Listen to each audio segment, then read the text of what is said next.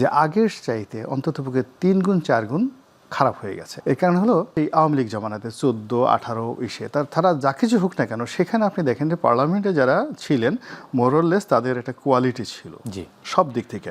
আপনি সেটার সঙ্গে যদি রেশিও ধরেন, এই বছরে যদি আপনি প্রার্থী তালিকা দেখেন, তাহলে আপনি দেখবেন 2009 সালে আমরা যখন প্রার্থী ছিলাম, আমাদের কথা বাদ, তার মানে হচ্ছে আওয়ামী লীগের যে পার্লামেন্ট ছিল সেই পার্লামেন্টে কিছুটা কোয়ালিটি ছিল আপনি বলতে চাচ্ছেন। মানে এখন যেভাবে সম্ভাব্য যেটা তার সাথে অনেক ভালো কোয়ালিটি ছিল। আমাদের দেশে যখন যে নির্বাচনী বিধি ব্যবস্থা, কোনো একটা নির্বাচন 1 কোটি টাকার নিচে হবে না। আর অনেক অনেক এলাকা আছে নোয়াখালীর মতো জায়গাতে, সেখানে মিনিমাম 10 কোটি টাকা থেকে 20, 25, 50 কোটি টাকা পর্যন্ত খরচ হয়ে যায়। এটা ডিপেন্ড যে প্রতিদ্বন্দ্বী প্রার্থী সে কতটা ধনী। এখন এটা নির্বাচন কমিশনকে অ্যাসুর করতে হবে যে এই যে সে যেন অবাধে টাকা খরচ করতে পারে এবং তার সেই টাকাটা থাকতে হবে। এবং তাকে জিজ্ঞাসা করতে হবে যে আপনার ওই এলাকাতে, আমি জানি যেমন ধরেন আমার যে নির্বাচনী এলাকা, এখানে নির্বাচন করতে 1 কোটি টাকা লাগবে। আর যদি আপনি নোয়াখালীর বেগমগঞ্জ ধরেন, বেগমগঞ্জে নির্বাচন করতে 20 কোটি টাকা লাগবে। এখন যিনি প্রার্থী হবেন তাকে প্রথমে জিজ্ঞেস করতে হবে যে আপনি 20 কোটি টাকা কোথায় পেলেন, আপনি এটা খরচ করলেন, উনি যেটা বললেন যে আপনি যেটা খরচ করলেন, এই 20 কোটি টাকা কেন আপনি খরচ করবেন, এবং এই টাকাটা আপনি রিটার্ন নেবেন কিভাবে, এবং আপনার যে 20 কোটি টাকা আছে এটার আপনি আমাকে দেখান।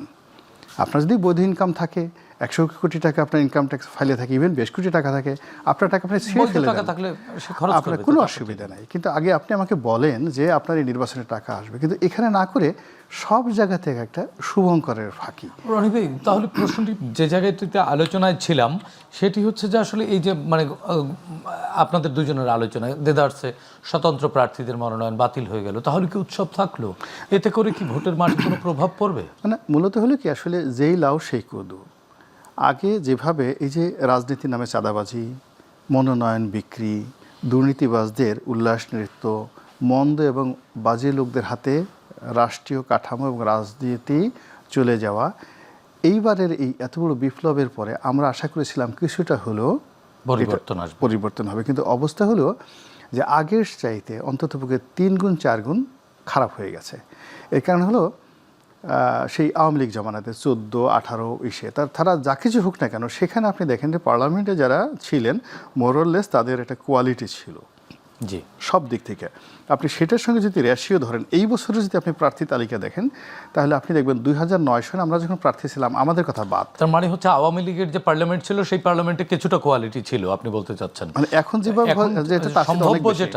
তার সাথে অনেক ভালো কোয়ালিটি ছিল। মেজাজটা এমন গরম হয়ে যায়, থাকে গুলশান বনানীতে 10 লাখ 15 লাখ টাকার বাংলো বাড়িতে ভাড়া অথবা কিনে, সে বলছে যে তার বাৎসরিক ইনকাম 7 লাখ টাকা, চড়ে 10 কোটি টাকা দামের গাড়িতে। তো এই লোক 7 লাখ টাকা ইনকাম তার বছরে হয় কি করে? তো প্রথমেই চাপকানো উচিত, আচ্ছা মতো পিঠ লাল করে দেওয়া উচিত, যে পিটিয়ে যে তুমি যে বাড়িটাতে থাকো ওটার ভাড়াই তো মাসে 10 লাখ টাকা, তুমি টাকা পাও কই? তুমি এই 7 লাখ টাকা ইনকাম আসলে কোত্থেকে? এই যে অনেকগুলো জিনিস আসে। আবার একজন লোক সরকারি একটা চাকরি করত, তো সরকারি একটা চাকরি করত কি ছিল, একজন টিওনো পর্যায়ের কর্মকর্তা ছিল। এরপর হঠাৎ করে এমপি হয়ে গেল। এমপি হওয়ার পরে বিরাট একটা সময় জেলে ছিল। এখন দেখা গেল সেই সমস্ত লোকের বছরে 10 কোটি টাকা ইনকাম। আমাদের প্রশ্ন যে এই 10 কোটি টাকা তুমি মাসে ইনকাম আসলো কোত্থেকে? তোমার তো বাপের কিছু ছিল না, your father was A poor man. তুমি জীবনের শুরু করছো একটা টিওনোর মানে এসিল্যান্ডের চাকরি দিয়ে, তারপর তুমি এই কয় বছর 2 বছর বা 3 বছর তুমি মেম্বার অফ পার্লামেন্ট ছিল, তোমার এই টাকা হলো কোত্থেকে? আবার মানে এখানে এক গ্রুপ বলছে আমার টাকা আছে, আর এক গ্রুপ বলছে টাকা নাই। এরকম ভণ্ডদের দিয়ে তো আসলে রাজনীতি হবে না। তো আমার কাছে মনে হচ্ছে যে এবার যারা একটা বিষয়কে নির্বাচন করতে যাচ্ছে, তাদের প্রথমে উচিত ছিল এই স্বতন্ত্র প্রার্থীদের জন্য দরজা উন্মুক্ত করে দেওয়ার ক্ষেত্রে প্রথমত বলা যে এই 1% দরকার নেই, এবং এখানে ভালো মানুষদের জন্য কিছু ইনসেন্টিভ দরকার ছিল। যেমন দেখা গেল যে একজন মানুষ 30 বছর সে ইনকাম ট্যাক্স দিচ্ছে। তো যখন আপনি 30 বছর ইনকাম ট্যাক্স দিচ্ছে, একজন মানুষ খুব ভালো রেজাল্ট করে MA পাস করেছেন, তো একজন লোক MA পাস করেছেন, ভালো রেজাল্ট করেছেন, PhD করেছেন, রাজনীতি করেছেন, সৎ হিসেবে আসেন, আপনি তো তার সঙ্গে যে SSC পাস করেননি, ব্যাংকের টাকা মেরেছে, সফল হয়নি, তাকে আপনি এক টেবিলে বসাচ্ছেন। এটা একটা বৈষম্য হয়ে গেল না?